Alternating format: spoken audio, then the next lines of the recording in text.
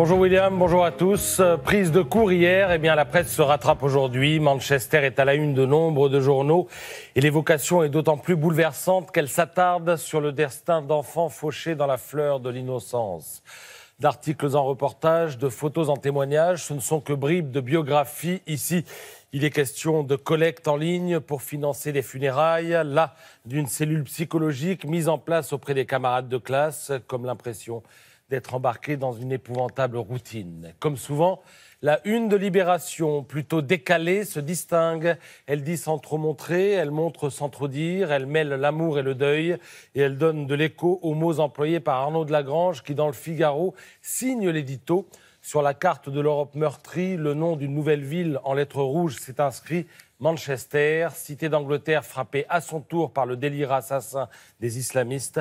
Manchester où, comme au Bataclan, la sève de nos pays était visée, des enfants et leurs familles, une société festive, ouverte et libre.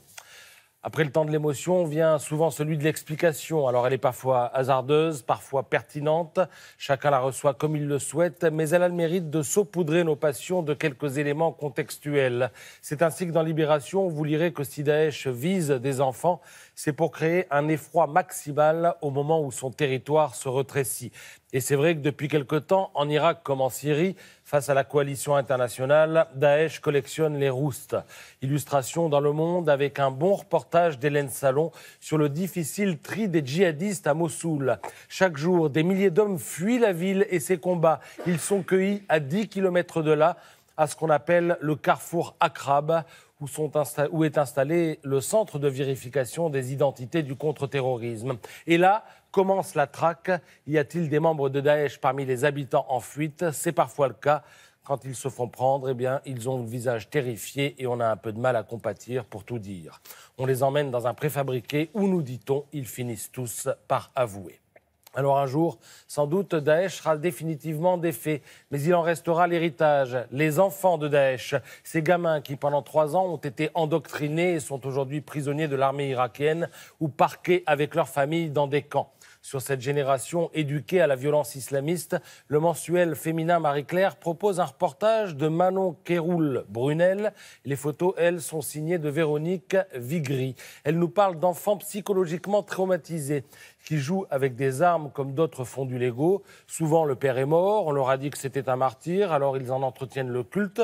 Quand ils retournent à l'école, on leur jette des pierres, ils sont chassés au cri de mort à Daesh par d'autres enfants qui, eux, sont dans le bon camp, comme cette gamine en haut à droite qui tient un barrage d'accès à la ville de Mossoul. Son arme à elle, c'est du vrai et objectivement, on se demande si elle est mieux lotie que les autres gamins, ceux de Daesh, auxquels on apprenait à construire des bombes artisanales et à montrer et démonter une Kalachnikov.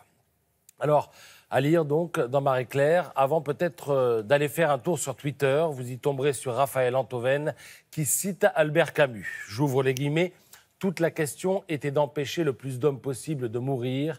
Il n'y avait pour cela qu'un seul moyen, combattre la peste. Je referme les guillemets et je me pose une question. Après Nice, après Paris, après Bruxelles, après Berlin, après Londres, après Manchester, sommes-nous tous certains de tout faire pour combattre la peste?